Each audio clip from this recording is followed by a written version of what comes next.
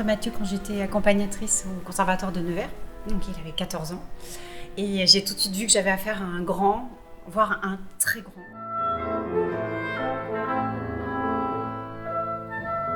J'ai été très fière quand il est rentré à l'Orchestre Philharmonique de Radio France, donc il avait 19 ans.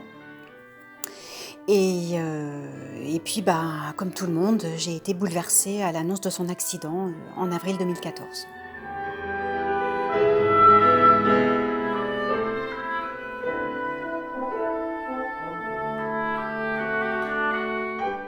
J'ai dû avoir un arrêt cardiaque, je pense, pendant une répétition générale, la 9e de Mahler, je crois. Et je me suis effondré et voilà, j'ai été dans le coma après. Enfin, j'ai vraiment eu quelque chose d'assez important.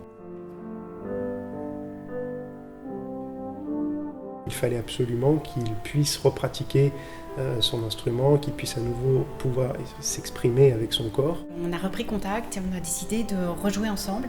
Et malgré les séquelles que Mathieu avait, j'ai retrouvé un Mathieu avec ses intuitions musicales intactes, sa vitalité artistique intacte et surtout le sens du partage. Et pour moi, en tout cas, c'était pas qu'une bonne œuvre. J'ai trouvé une véritable inspiration.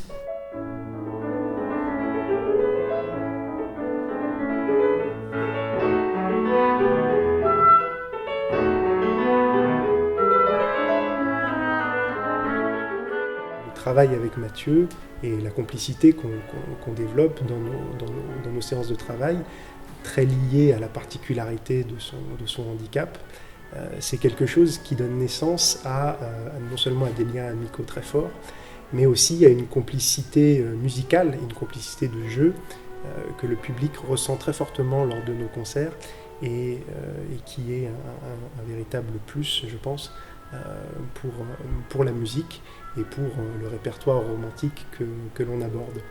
Nous avons aussi abordé les chefs-d'œuvre du répertoire en quintette à vent et piano, notamment les quintettes de Mozart et de Beethoven, et donc l'ensemble peut s'étoffer d'amis qui viennent nous rejoindre pour développer notre répertoire.